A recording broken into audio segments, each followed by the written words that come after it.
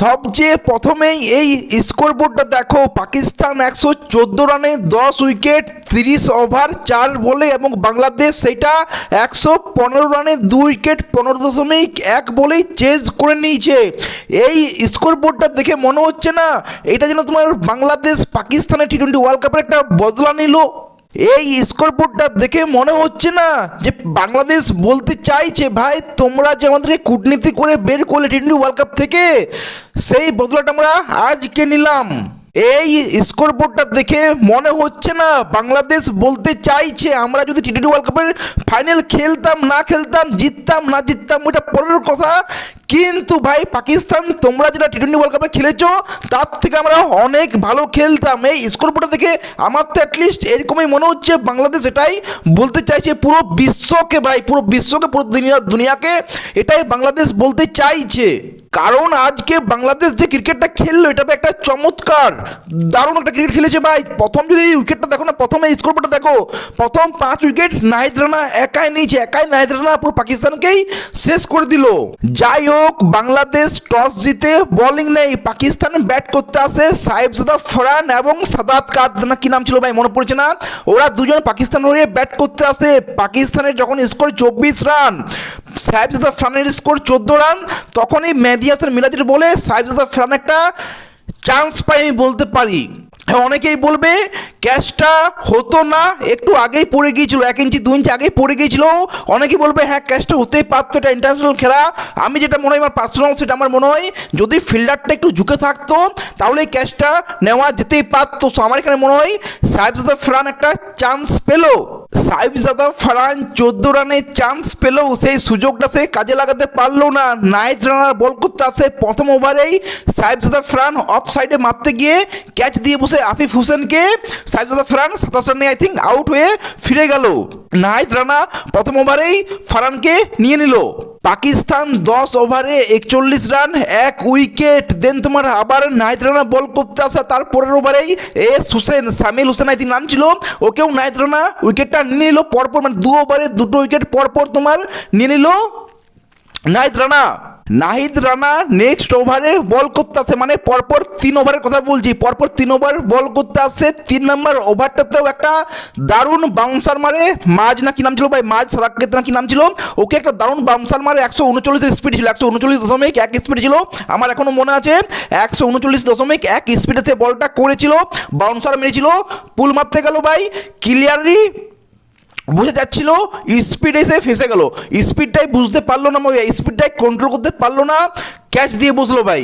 নাহিদ রানা পরপর 3 ওভারে 3টে উইকেট। 4 নম্বর ওভারটাতেও সে বল করতে আসে, সে নিজের 4 ওভারেও, মানে 4 নম্বর ওভারটাতেও পাকিস্তানের যে ম্যান ব্যাটসম্যান রিজওয়ান, তাকে একটা দারুণ আউটস্ট্যান্ডিং, মানে ব্যাপক একটা ডেলিভারিতে রিজওয়ানকে আউট করে দিল।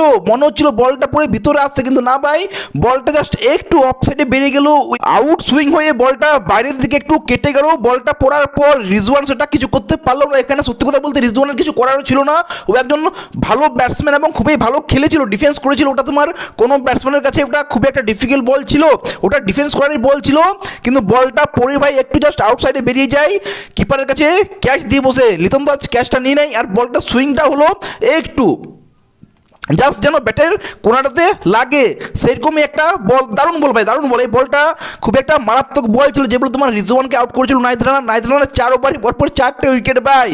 পাকিস্তান 64 রানে 4 উইকেট। দেন তোমার আছে পাকিস্তানের ক্যাপ্টেন সালমান আলী আগা।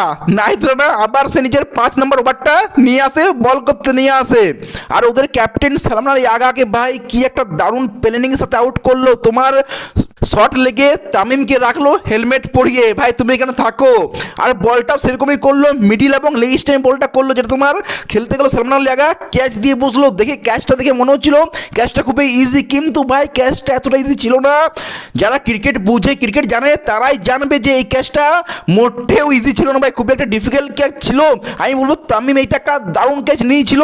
পাকিস্তানের ক্যাপ্টেনও মানে কি বলবো ভাই, নাহিদ রানা প্রত্যেক ওভারেই আসছে একটা করে উইকেট নিয়ে চলে যাচ্ছে, 5 ওভারে পরপর 5টা উইকেট নিয়ে নিল। আই থিঙ্ক এটা প্রথম বোলার আমার যেটুকু মনে আসছে, বা আমি দেখিনি ভাই যে 5 ওভার পরপর বল করেছে 5টা উইকেট পরপর নিয়েছে, মানে প্রত্যেক ওভারে একটা করে উইকেট নিচ্ছে। এটা আমার মনে হয় এটা একটা রেকর্ড করেছে নাহিদ রানা আজকে।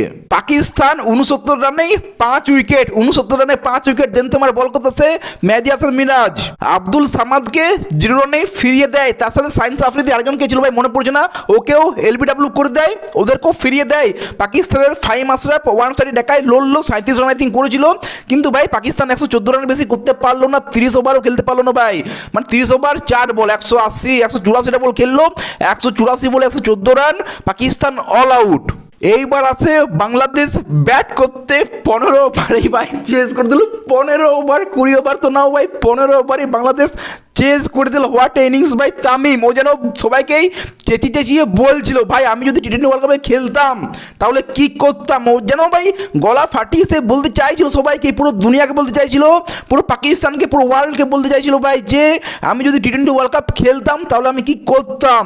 এটা হচ্ছে তোমার 50 ওভারের খেলা, এটা হচ্ছে ওডিআইয়ের খেলা, সেখানেও যে ইনিংসটা খেললো ভাই একটা দারুণ ইনিংস। মানে জাস্ট ভাবো 42 বলে 67 রান, 5টা আই থিঙ্ক 6 মেরেছিল, 7টা 4, 160-এর আই থিঙ্ক স্ট্রাইক ছিল। তো ভাই 160-এর স্ট্রাইকের সাথে ব্যাটিং করছে, ওটা তোমার ওডিআইতে কাউকে ছাড়েনি, সাইন্স আফ্রিদি থেকে ওই আবরার আহমদ, ওকে মানে কাউকে না কাউকে, কোনো বোলারকেই ছাড়েনি। যদিও তোমার সৈফ হাসানের উইকেটটা তাড়াতাড়ি পড়ে গেল এবং শেষে ওই কি নাম ব্যাটসম্যানটা ছিল ভাই, ও তাড়াতাড়ি আউট হয়ে গেল, নাজিমুল হাসান শান্ত, ও তাড়াতাড়ি আউট হয়ে গেল, কিন্তু ভাই লিটন দাস তারপর ভাই ম্যাচটা জেতারই ছিল, কিন্তু এত তাড়াতাড়ি ম্যাচ জিতবে এটা আশা করেছিলাম না ভাই। 15 ওভার তুমি 50 ওভারের খেলা শেষ করে দিচ্ছ। তো যাই হোক, ওডিআই এই সিরিজটা 1-0-তে বাংলাদেশ এগিয়ে গেল, খেললো একদম পুরো বাঘের মতো, দারুণ একটা বাংলাদেশ বোলিং বলো ব্যাটিং বলো, তুমি তামিমকে বলো, কিন্তু নাহিদ রানাকে বলো, কিন্তু মেহেদী হাসান মিরাজকে বলো, কি ফিল্ডিং বলো কি বোলিং বলো, প্রত্যেকটা খুবই দারুণ খেলেছে আজকে বাংলাদেশ। যাই হোক ভাই, নাহিদ রানার এই স্পেলটা নিয়ে তোমরা কি বলবে কমেন্টে জানাও। ভিডিও ভালো লাগলে লাইক শেয়ার সাবস্ক্রাইব করে দাও। দেখা হচ্ছে পরের ভিডিওতে, টেক কেয়ার, সি ইউ।